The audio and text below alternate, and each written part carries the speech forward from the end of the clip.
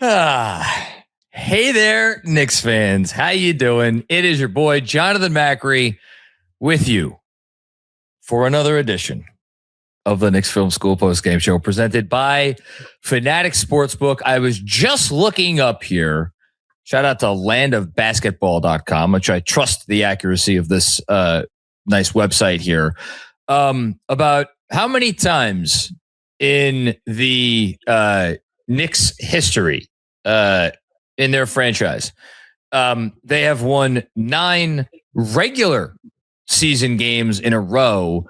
And I see here that they did not win 9 regular season games in a row at any point in time. Again, if this is to be believed, from 1994 to 2013, which means they went almost 20 years, 20 regular seasons, not winning 9 straight regular season games. And now I am sitting here about to talk to you about a team that has won 9 consecutive playoff games.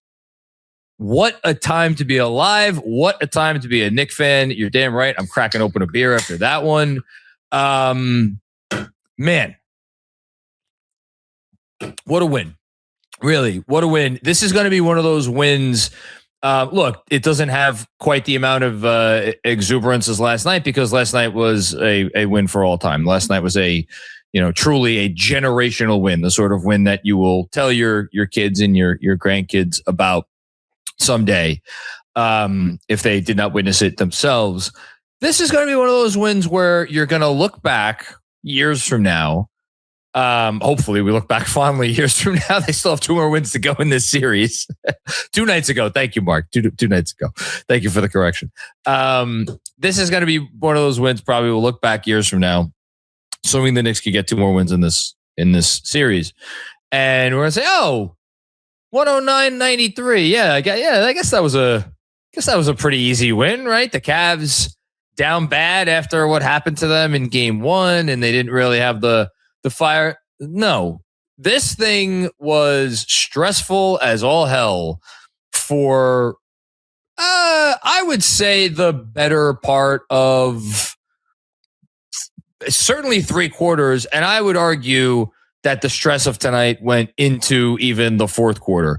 I'm looking at my notes right now. When the Cavs were, it was absolutely in the 4th quarter. The Cavs were threatening to make a little run. They kept making some pushes early in the 4th quarter. And it was getting a little tense. And then it was down to an 85-78 game. I'm looking at the time right now with 8:59 to go in this game. And OG Anunoby hits what I think is very clearly the shot of the game, a 3-pointer to put them back up 10. And then there were a couple of tense moments after that before the dam broke and the Knicks kind of started to run away with it.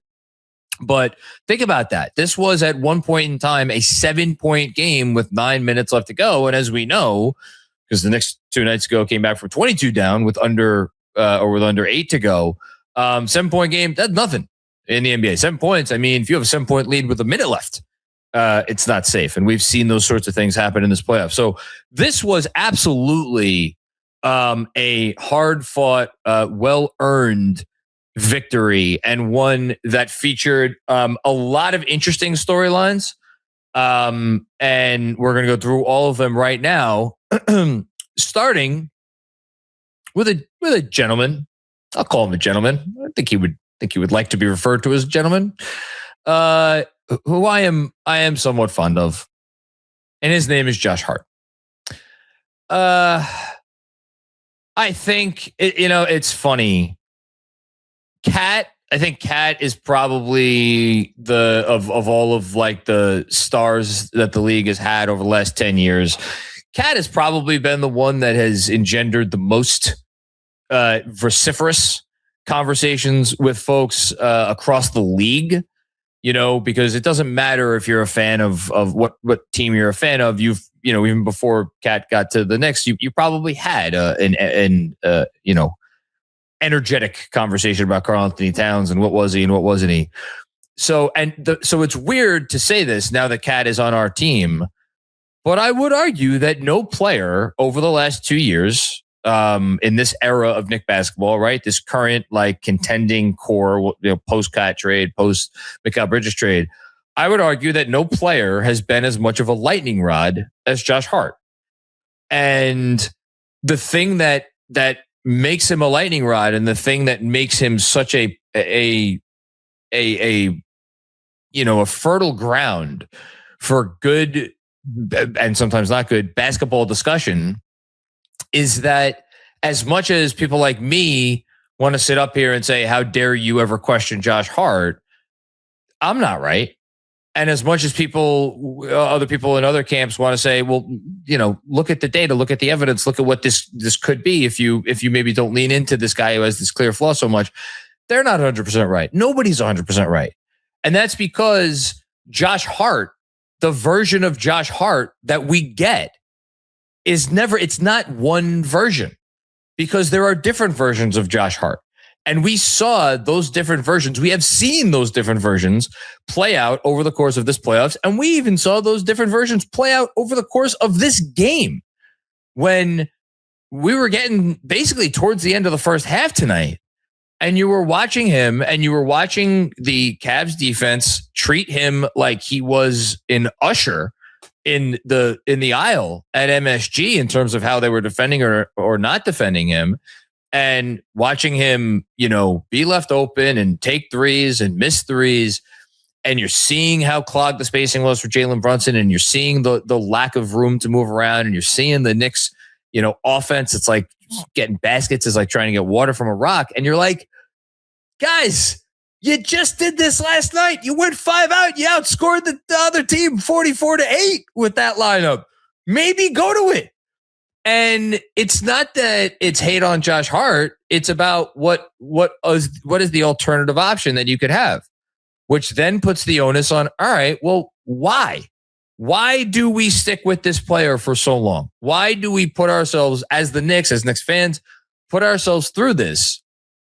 And then you get to the second half and you're reminded of why you go through the ups and downs and the maybe occasional crises of confidence with Josh Hart, because he is a player that could completely turn around a playoff game and completely turn around a playoff series. I could sit here and I could talk about all the threes that he made in the second half of this basketball game. Ends up going 5 for 11. He makes 3 threes in the second half. All of them felt absolutely massive. But I could just as easily sit here and talk about the Josh Hart plays, like the play he made immediately after 2 consecutive threes, part of an 18-0 third quarter run. And then he goes out there and he hustles for a loose ball that leads to an extra possession, because that's a play that only Josh Hart makes. And I could sit here and talk about a play early in the fourth quarter when Cavs, they boxed out correctly. The ball was going, I forget whose hands it was going into. And Josh Hart's like, fuck that. I'm going to get my hands in there and I'm going to at least try to force something. And you know what? He forces a foul on whatever Cavalier was trying to get a defensive rebound. That's a Josh Hart play. And then you look at so many other opportunities, things that he did in transition tonight, correct passes that he made. The Mikal Bridges, I think it was arguably the dagger 3 of the game, the one that really, really put the final nail in the coffin to make it 107-91. It's Jalen Brunson driving, drawing the attention, kicking it out to Josh Hart. Josh Hart, zero hesitation, kick to Mikal Bridges. And oh, by the way, what happened on that play? Dennis Schroeder runs out to guard Josh Hart, because if you hit enough threes, eventually it doesn't matter how much your coach tries to drill it into your head. Do not guard this man. Leave him open. Go guard other people. You will forget it, because if you see a guy put the ball through the hoop enough from deep, you're going to say, shit, I'm not letting him get another opportunity. And that's the Josh Hart effect. And we saw it play out in real time over the course of this basketball game. And it's just, look, tonight happened. there may be another night. Who knows? May happen 2 nights from now where he's not hitting the threes. And maybe there are a few record scratches where it's going to be the same conversation again. And it's always going to be there, right? It's always going to be there. The only thing that I hope now that he's had, I think probably this is the best conference finals game of his career, because I don't remember any game against Indiana last season coming close to this level of performance that he put forth tonight. These are the games that make me, when people are down on him, particularly down on him, make me want to say, guys, I get it, but just, can we give the guy his due? Because he has led to so much winning basketball. And, again, I just recited, they went 20 years without having a 9-game winning streak in the regular season.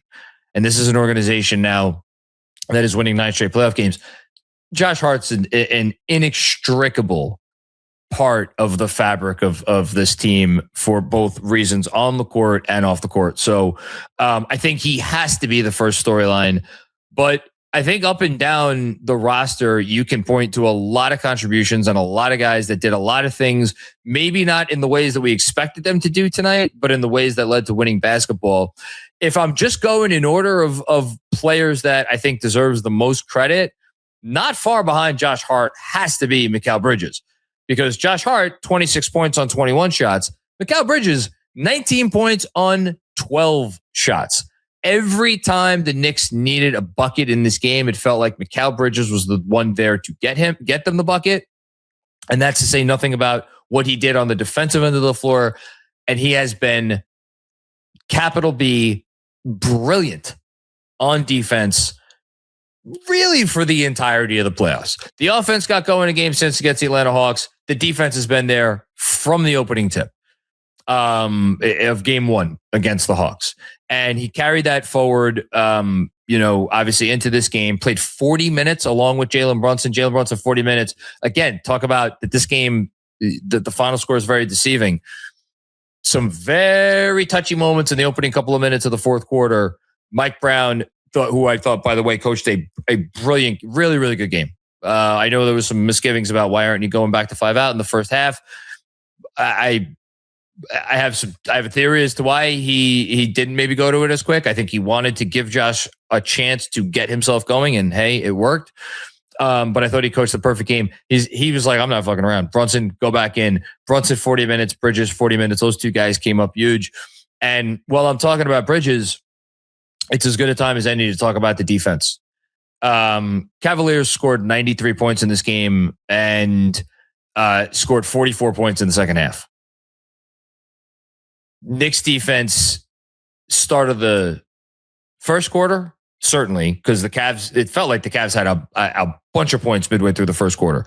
And then again, at the very first couple possessions of the third quarter, I thought the starters were really getting gashed. And it's not that they did not have a plan to fix what ailed them in game 1. I thought they did some things differently. I think one thing you didn't see any of tonight, which I was very thankful for, is any of those like quasi double teams. Me and Benji joked about it 2 nights ago. I keep saying last night, 2 nights ago. In game 1. You didn't see the thing in game 1 where it was like, oh, it's kind of a double team, but it's not really a double team because you're not really doubling anybody. Like the things that they did tonight on defense, I thought for the most part, they committed to doing the things. Nothing was really half-assed. That being said, I thought the level of intensity and the level of focus and the level, just of connectivity, connection, communication, all of that stuff, I thought, really, you saw it popped off the screen during the 18-0 run in the third quarter.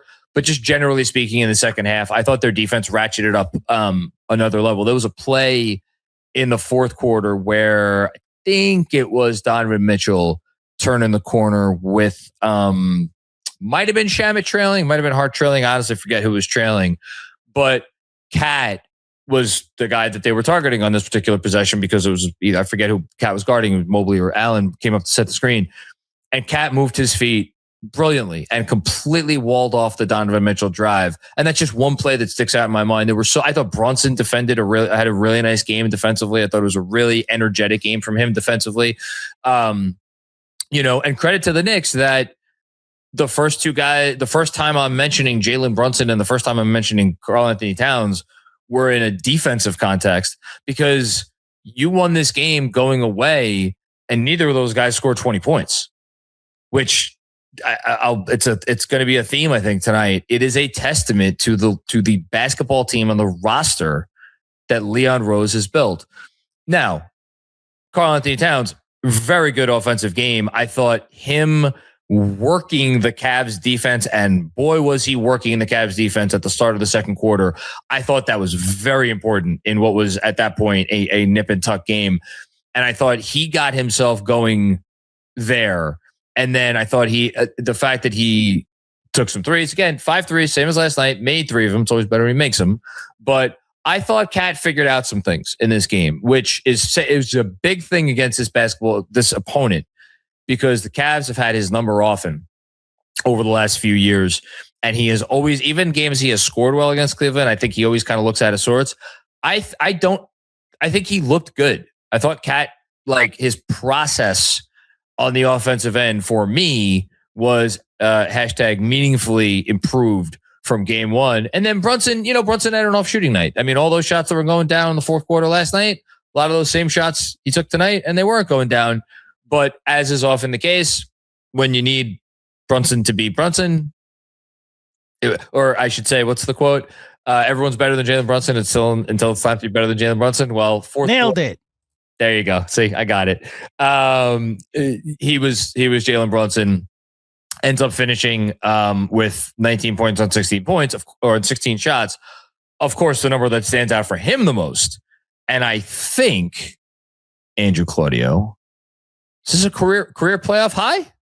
14 assists. I want to say his previous playoff career high in assists was 13, game 4 against the Celtics last year. How close am I? I think I might be on. I think I might be onto something here. But looking now, keep monologuing. I'll keep monologuing. Either way, 14 assists to only 3 turnovers. Jalen Brunson, I thought he was. It was for a guy that was having a really off night shooting. I thought he played a really good game. You don't have to shoot well to play well. The only starter I haven't talked about so far is OG Anunoby, and shame on me because he was solid, steady defensively. I thought OG was. To me, defensively, OG looked like OG tonight. And yes, that was a career high playoff assist for Brunson. And then on offense, he goes 5 for 8 from the field, 2 of 4 from 3. I mentioned the biggest shot of the game, the OG 3 to put him back up 88-78. He had some very nice drives in this game. There was also a drive in the fourth quarter that was big, right along the baseline. I think, look, the Cavs are putting a lesser defender on OG Anunoby, gambling that he is not fully himself.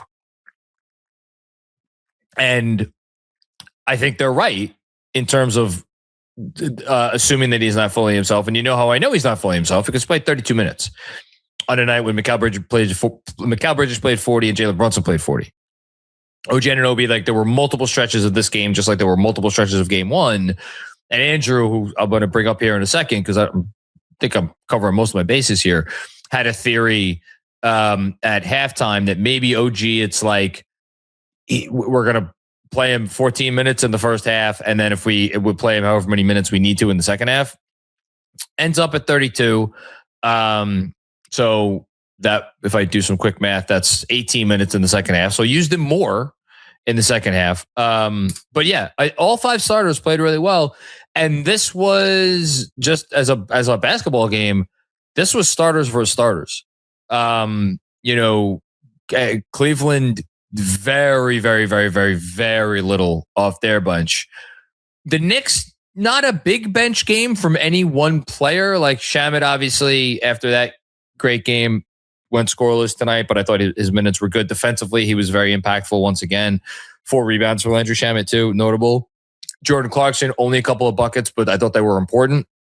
And they came, at a time when the Cavs were basically letting him be the one to beat them. One was a mid-range shot that he is like automatic for him, and another was a blown possession where Strus was kind of overplaying, and he's like, "Oh, you're going to give me the driving lane? I'll take the driving lane."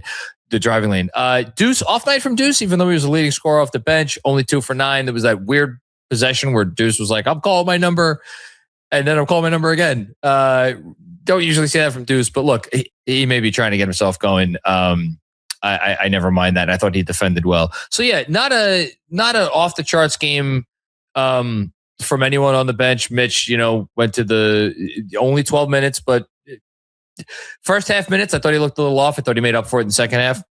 But when you got Bridges and Hart and Cat and OG and Brunson playing like they played tonight, that's enough.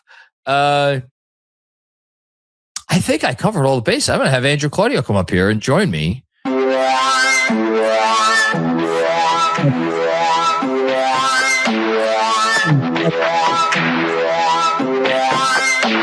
This guy's from Ohio?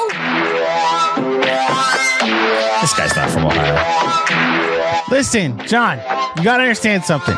I mentioned the other day that I had to Google people from Cleveland, and then our entire comment section and the lovely people in the community yelled at me that Bone Thugs and Harmony and Kid Cudi are from Cleveland. So we are starting this pursuit of happiness by by talking about the New York Knicks being 2 wins away from the NBA Finals. Don't worry, when we go up 3-0, we will talk about Cleveland's crossroads, okay? Everybody that DM'd me or emailed me or replied to me, I knew it, but I figured after the greatest win in NBA history, or Knicks history, we would wait to talk about or to play a song that was for Eazy-E dying.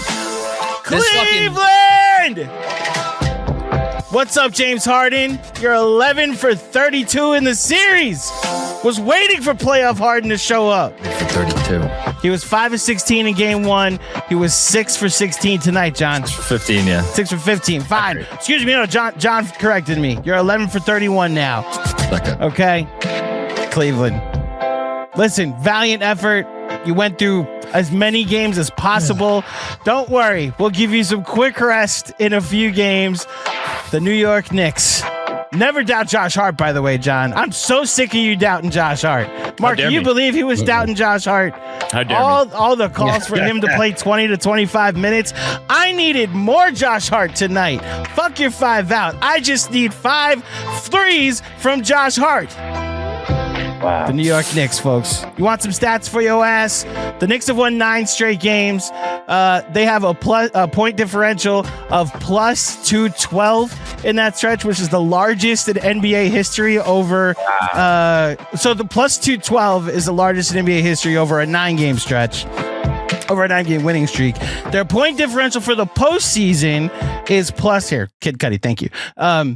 Their point differential for the first 12 games this postseason is plus 221, which is the largest for a 12-game span in NBA history.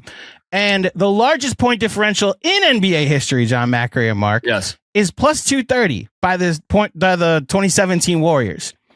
So the Knicks are second in NBA history to the 2017 Warriors, who just needed 5 more games. I went and looked up before we started what's the most playoff games Michael Jordan's Bulls won in a row, and it was over the course of 2 seasons, but it was 9. So we have now tied that, which is pretty cool. So hold on. Someone else sent me another stat. The New York Knicks, this is from The Athletic.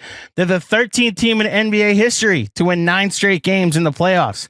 Of the 12 teams that did it before then, 7 won the NBA championship. 13th to win. Those are good odds. Those are good odds. Those are good odds. The last team to do this was the 2017 Warriors, by the way.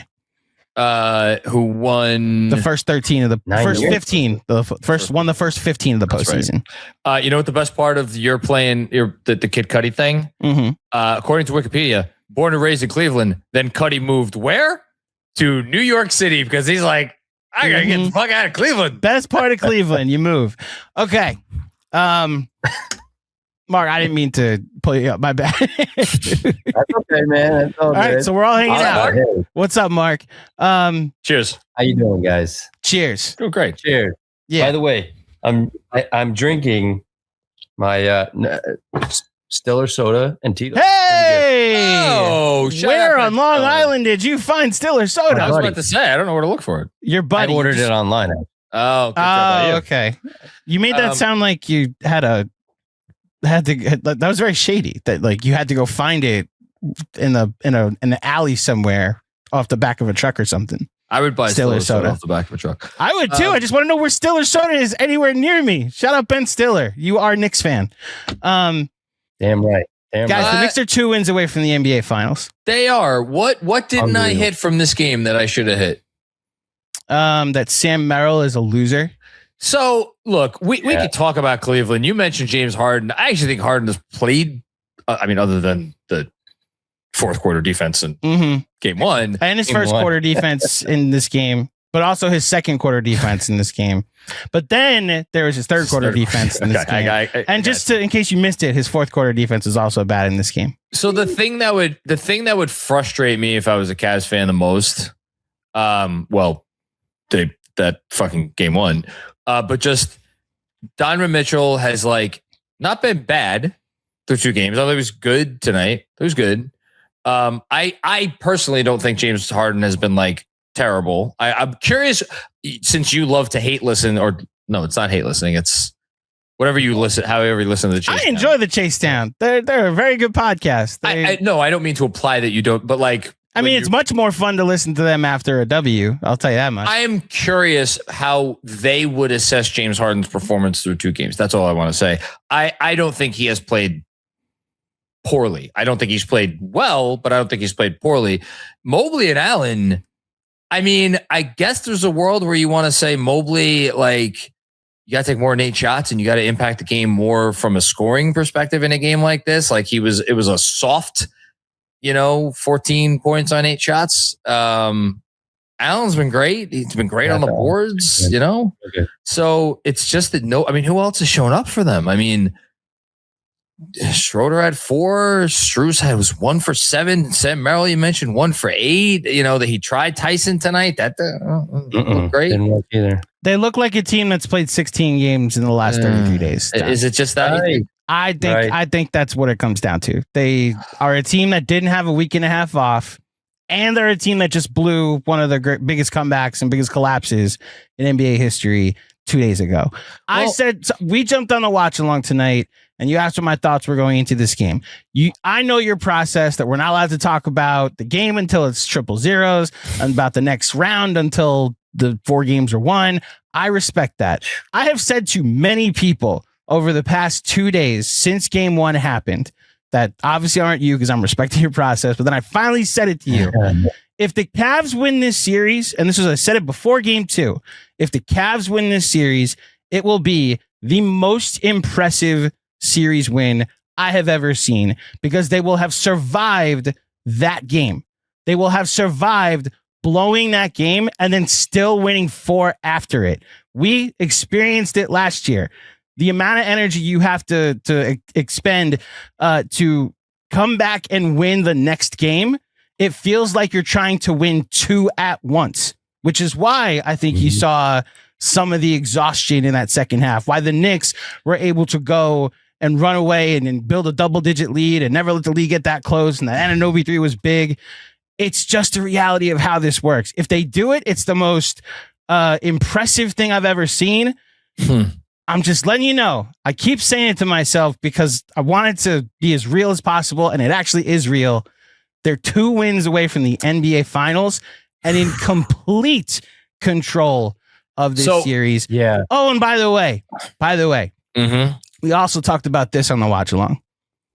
The leaving Josh Hart and then ghost coverage on him. That was their big joker, as Sean put it. Okay. Yeah. That was their one big play. We're going to put Jared Allen on Josh Hart and not guard him. And it worked a lot in game 1. It was worked in the first quarter tonight. Yep. Then Josh Hart decided, you know what? I was a 41% 3-point shooter during the season. I don't know if you knew that, John. He was a 41% 3-point shooter during the season. I saw that somewhere. Well, I'm just happy to inform you that he was a 41% 3-point shooter during the season. He hits 5 threes. They're out of cards to play. So I'll be very curious. I think they're going to come out and they're going to do what we talked about on the watch along, which is like we're gonna show Brunson bodies. Like, and they showed him bodies tonight, by the way. Like, they did a really good job, I thought, showing him bodies tonight, and that's part of why Brunson had a career high in assists. I think they're going to double down on that strategy. Andrew, I don't, I know you're not like the biggest NBA historian. I don't know if you've ever heard this before, but Pat Riley actually once said that a playoff series doesn't begin until the road team wins a game. So what I will say right now, I hate it. I hate that phrase more than anything in the NBA. Mark, I don't even know it's his least favorite. He quotes that all the time, and it's like, so when the Knicks beat the Sixers in Game 3, the series started when they went up 3-0 because it was the first time a road team had won a series, a game in a series. What? You got 2 games in Cleveland. Just win one. Just win one. Ideally, you win Game 3. Sure, great, but just win one. You've held serve. You got home court. Look, the people of Cleveland say this for them. They're. I'm not going to say anything mean. They're going to be fired up, right? They're going to be fired up. They should be. They just came down. They're about to get LeBron James back. Oh, okay. They just came back from 2-0 down against the Pistons, right? Yes. They just came back from 2-0 down against the Pistons. Actually took a 3-2 lead in that series. And then we know what happened in Game 6. So they're going to be fired up. It's going to be a crazy environment. Can this Knicks core finally win 10 games in a row? Can the Leon Rose regime finally win 10 games in a row? Look, a lot of things will happen with the Knicks' next win. They will officially have gotten further than they did last year. They will officially, if it's Saturday, then like you said, it will be 10 games in a row. The confidence that I have in this team, I was texting our good friend Mr. Schmilk today. Like he was like, let's just win one tonight. And I was like, I'm entirely too confident that they will. Like, good job by you. Listen, I'm the one that suggested the Josh Hart in the squad bet, which we will talk about in a second. Yeah. I was the one that was like, I'm just sorry. Any other team that we would talk about that's putting up these type of numbers, that's having this type of consecutive game success, we would just be like, oh, that's a juggernaut. Who's going to stop them? Well, and because it's the Knicks, we're just like, wait, it's happening to us? Like, wait a minute. Hold on. At the same time, I think you would agree with me. They did not play well for the first 26 minutes of this basketball game. They played okay for them. Yeah. They played fine for them in comparison to what we've been seeing. From what we've seen, yes. They played fine for them. Fine for them, right? Mark, I was texting you, like, John and I spent the whole first quarter arguing about Josh Hart, and then we looked up. People go watch the watch along. That's your plug for the watch along. No Tarzan yells. Unfortunately, John went very viral. Hold on, I had a couple of moments. You had a moment where he turned into what's the character from Austin Powers? Oh, Fat Bastard. Yeah, he yelled when the Knicks hit a 3 and he went, "Get in my belly." I actually think I yelled that after the Cavs missed one of their 8,000 Oh, that's what it was. The Cavs missed 10 free throws, and one of the missed free throws, a consecutive free throw was missed, and John yelled, "Let me tell you, get in my belly." Why? That was the moment where I was like, "Get I don't know either, man. Yeah, bro. The refs tried to do everything they could to get the Cavs back in the game in the beginning of this fourth quarter. That they free throw totals. Good job by you, Mark. The ball does not lie. The Cavs 32. They shot 32 fucking free throws tonight. Yeah, the Cavs shot 32 free throws. The Knicks as a team shot 14. 4 of which were by Mitchell Robinson. I forget at what point of the fourth they were in the bonus, but the Knicks were in the bonus so early in the fourth. Why don't the Knicks have a promotion where if the other team misses 2 free throws, the fans get something? We're too proud for that bullshit. Stop it. Yeah, but what if it works? No. I don't see. John hates fun. I forgot. Listen. Yeah, he doesn't. That's not up his alley. How fun it would be if we I don't like the t-shirt cannons. Right. He wants the timeouts to literally be timeout. Like turn the lights off and have everybody put their heads down. Everybody should reflect quietly on what they've just witnessed. You think I'm kidding? Stat of the game. Knicks 32 assists. Cavs 15. Yeah. Wow. They have the thing with them is, and this is what's great. And we could go to squad bets after this. Yeah, we'll move on after this. The Knicks could play the Cavs version of basketball. They can mismatch hunt. They have guys who can ISO. Obviously, Jalen Brunson's one of the great isolation scorers, but like they have other guys who could do that too. But they can also, and it was mostly cat centric over the previous 3 weeks before this series. I think tonight was a reminder, like, no, we could actually, there are other ways that we could play quote unquote team basketball on offense. The Cavs don't really have that gear, right? Is like their only thing to do is we are going to mismatch hunt and we are going to try to, that's how we are going to try to exploit you. And I think like, I really want to go back and watch them on defense tonight because it was in the moment, it felt very impressive. Much like they took Maxey away in the last series, it feels like they've done almost as good of a job taking Mitchell away. I know Mitchell has gotten his numbers, but it doesn't feel like Mitchell has ever come close to like, oh my God, he's taking over levels, you know? And I think that's a credit to their team. There's a theory out there. I don't know if you've seen this, Mark, but like we talked about this. Yes. There's a theory out there that he's not 100%, that he's, I heard he's dragging a leg, and it's why we really didn't see him like push it until the second half. So maybe that's it. Yeah. Look, Knicks are favored in the series. We saw what we saw for 3 quarters, 40 minutes in game 1. I'm starting to wonder if that was just they hadn't played in 9 days, and the Cavs game planned for an offense that was very beautiful, and then the Knicks went back to an offense that got them very far in several years, as Mr. Legler said in your conversation with him today. And they stole game 1, and then like the Cavs' secret weapon of leave Josh Hart open completely backfired in the third quarter. And now, other than like a magnet ball from their role players in game 3 or 4, that's how they're going to have to beat the Knicks, is they just don't miss. And I think the Knicks have some counters for that, unfortunately. And just we'll go to squad bets after this. Yeah. Yeah. Last thing, in the is Jalen Brunson a superstar conversation, which is always hiding around the corner. Like, how many guys in NBA history, forget the game today, in NBA history, could go out there and have an absolutely, molten lava level heat, 38 points with the absolute, you need every one of them one night.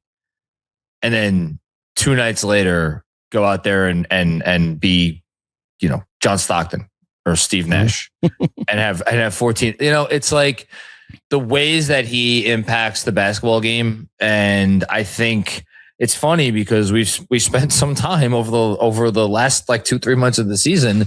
I know on a lot of postgame shows I did fielding questions of like, are we starting to see the downside of Jalen Brunson's career? It's like, is it the ankle and this and that? You're shaking your head, Mark, but like you were there too.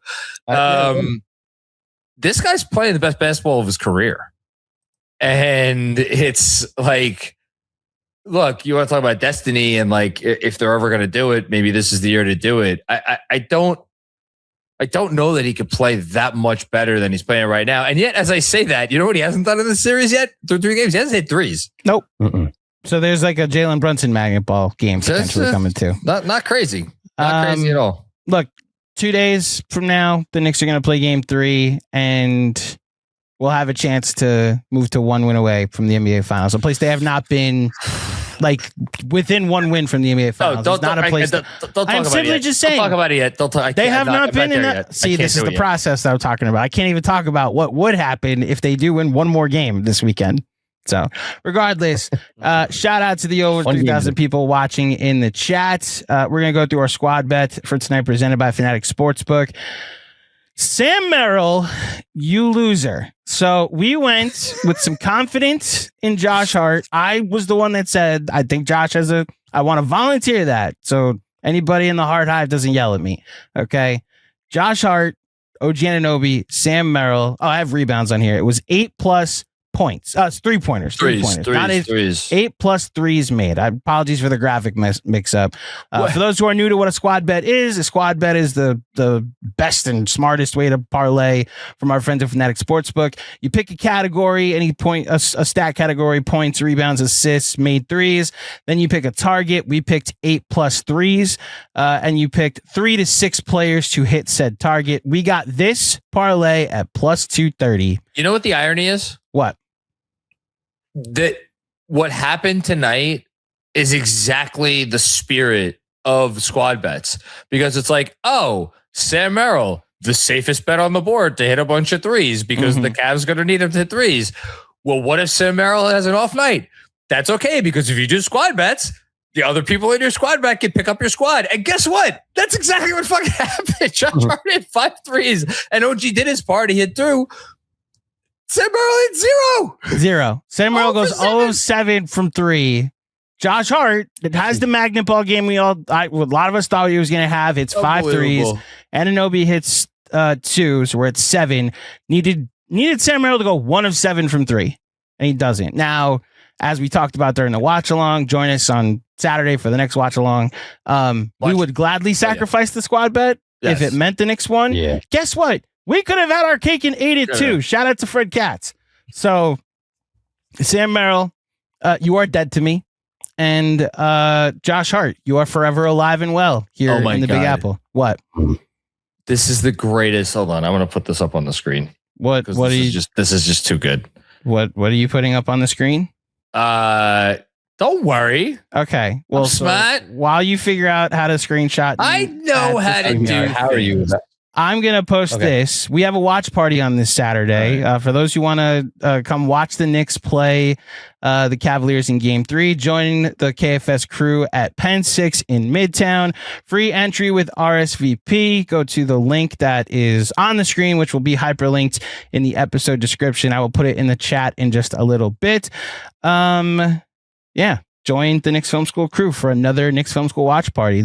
All the videos that I've seen shared to our Instagram from Game 1 and that comeback were absolutely insane. So Game 3 this Saturday, Pen 6, be there, or don't be there. No, I mean be there. But just be there. If you're not going to be there, you won't get to hang out with the chicks that are on this flyer right there. Was doing my best not to acknowledge it. Couple of things. Done. What are you putting on? Oh, let me let you do it. Let me let you. No, you can. That's okay. That's fine. You can click the button. Okay. Button clicked. What are you showing me? I'm showing you a quote from Josh Hart. Josh Hart says he's not big on analytics. Quote: "They're like a lamppost to a drunk person. You can lean on it, but it won't get you home." Josh was already my favorite, and now it's just he's my favorite times 27. Also, trivia for you. Shout out to New York Basketball Twitter account. You mentioned all the teams that have had 9+ game winning streaks in the playoffs, and those that have won the championship. Only one of those teams has failed to make the NBA Finals. Do you know who that team is? 2016 Spurs. There you go. Yep. Who ran into a KD, Westbrook, Harden. Not Harden. Yes, Harden. 2013 Spurs. Excuse me. 2013 Spurs. No, hold on. Oh, no, you're right.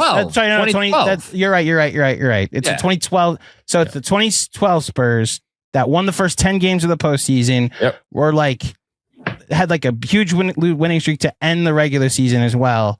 They lose the next 4 then against KD. But it was like Westbrook they were and James Harden. That was the series where it was like, oh, the Thunder make the Spurs look old in real time. Yeah. But they also had one of the 15 greatest players ever, and whatever you consider. At that time, Russell Westbrook was like an MVP caliber player. Someone actually put a question on Twitter out there that I was fascinated by. Who's the best player in NBA history that you would take Jalen Brunson over? And my first answer was Russell Westbrook. Oh, peak powers? Yeah, when you're looking at the pyramid that Bill Simmons calls it, who's the best player in NBA history that you would take Jalen Brunson over? I would go to Russ before Jalen Brunson. That's not a fair question to ask. Excuse me. I would go to Jalen Brunson over Russ. I would go to Jalen Brunson over Dame. I would go to Jalen Brunson over Anthony Davis. Like I'm literally just going down the top 75 right now. Anthony Davis is different. It's such a different animal because he could never be the best guy on a team because he just doesn't have that level of offensive games. He was always meant to be a number 2, just like Jalen Brunson needs a supporting cast. And yet he's still the best player on the team. No, let's limit it to ball handlers, right? Because you could say, Jalen over Jalen Brunson Howard. or Steve Nash. Steve Nash. Steve Nash might be the second or third greatest shooter of all time, and one of the 5 greatest point guards of all time. And I would take Jalen Brunson. I don't know, something about like making it this far into the playoffs for me just entices me. I don't know. The fact that that's a conversation, and the guy you're saying I'll take Jalen Brunson over won 2 MVPs and finished second another year, says a lot. Jalen Brunson, James Harden. Oh, that's not a conversation. Oh, come on. I had to put it out there, guys. Brunson. The other guy won an MVP. Brunson. And Jalen Brunson, Allen Iverson. I don't have to. I know where this is going. I would take Jalen Brunson. Different sport. Efficiency didn't matter in 2001. Jalen Brunson, Kevin Durant. Oh, come on. Jalen. That's not fair. Kevin. I'm taking Jalen. I'm taking Jalen. I don't need that. Unless Kevin's allowed to come with the Warriors, I'm allowed to take Jalen Brunson. No, let's keep it realistic. I think Jalen Brunson, Chris Paul.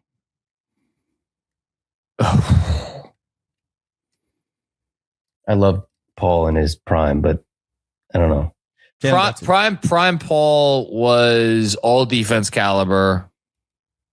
He was obviously the best passer in the league. I mean, he's a brilliant shot maker. Prime Chris Paul. Guy who made 1 finals. Yes. I know. And it was with a lot of injury luck and pandemic shortened seasons. Wait a minute. What finals did he make? The one with the Suns. Oh, yeah, that's right. Yeah. That was post-prime Chris Paul. Chris Paul. Okay. I'm taking Jalen Brunson.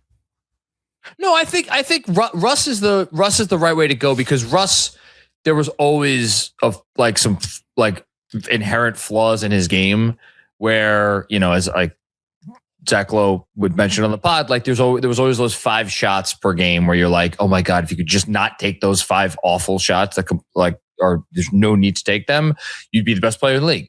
But he would always take those 5 shots and there would be like the turnovers and stuff. I think you were right. The Dame one. Jalen Brunson, Kobe Bryant. I'm joking. I've been mostly joking the last 10 minutes. I just wanted to run with the bit. I do not want to welcome Kobe-stan here. Kobe is a legend. I would take Kobe over Jalen Brunson. I just like Brunson. Tony Parker's an interesting one. Right, that is the conversation. Billups is an interesting one. Brunson. I'm trying to think of some other ones. I would take Brunson over Billups. Hall of Famer. Jalen Brunson, LeBron James. All right, I think I've done enough. We should get to Super Chats. That is a fun question because, Mark, this is a conversation for you and me because he's not allowed to talk past game 2. Should Jalen Brunson win 6 more games, a conversation will have to be had about where he stands all time because he will be the best player on a team that won the title. It's time now with all of the stats that pop up when he has a big game that it's like him, Wilt, Elgin, and Michael Jordan are the only ones in that category. You put a ring on his finger too, then some all-time conversations are going to have to be had about it. I'm just preparing us for them. It's not 6 more. It's 2 more. It's 2 more. But I'm I'm literally saying if he wins the title, then it's even more definitive. Listen, if he wins the title, then we're going to. Then it's going to be. That's a crazy town. If he just wins 2 more and he gets to the finals, and he gets to add best player on a finals team to his resume, even if he does not win the finals, then you're alongside, again, I'm not saying he's as good as these players, but then you are, by that metric specifically, you are alongside players like Charles Barkley and Karl Malone and Patrick Ewing and Clyde Drexler. We hate him, but Reggie Miller, guys of that ilk. You know, that stuff is significant. I don't know that we're going to get there. You know, Jason Kidd is the best player on a finals team that lost in the finals twice. I take Jalen Brunson. You know, those are all top 75 guys, obviously. You know, but then he at least gets a seat at that table to be in those discussions. Got to win 2 more games. Got to win 2 more games. Listen, the way that they're playing right now, I would say got to win 6, but I get it. Got to win 2. 1 game at a time. Win Saturday, yes, man, and then we'll move on. Win 6, and you're fucking. Then you're LT, then you're Jeter, then you're Namath, then you're Messier. You know, at that point, if win 6, doesn't matter whether you have, you know, an MVP or MVPs on your mantle. It doesn't matter how many you win. It doesn't matter if he wins 6 more and he brings this team to a title. Listen, this city, forget about it. That's the hardest place to play. No, full stop. That should be considered in the overall discussion. Yeah, winning on Steph Curry's coattails. He would carve out. Yes. He would carve out a place in NBA history that nobody else quite has when you consider the whole story of where he came from, where he was drafted, what the first 4 years of his career were, how Rick Carlisle stuck him on the bench in the fucking playoff series after his 3rd year. You know, the D- or D+, whatever the fuck the grade was, all that stuff. There would be no one where this franchise was before. Well, and that's Mark, you nailed it. It's all of it would be together. Again, 6 more wins. It's a lot of fucking wins at this time of year. So that's why I'm not even entertaining that yet. Just get 2 more, and then that's those discussions will be plenty fun, and then you'll see what happens. But long way to go. Let's get to Jalen Brunson or Wilt. That's it. There you go. Well, if he wins now, John, what if he wins a 2nd title? There you go. Okay, I've done enough hijinks. Enjoy the next 24 hours, Knicks fans. We're on a 9-game playoff winning streak. Truly do not remember what it's like to lose a playoff game. Celebrate good times in this pursuit of happiness that we're currently achieving rather well right now. What's up, Knicks fans? This NBA playoffs, don't let an injury rule out your bets, especially when every game is on the line. While other sportsbooks may box you out, Fanatics Sportsbook's Fair Play protects all bets from first half injuries. So if your player gets injured in the first half, Fanatics Sportsbooks make sure to keep your bet out on the court. Make the switch today and find more ways to win with Fanatics Sportsbook. Winning hits different here.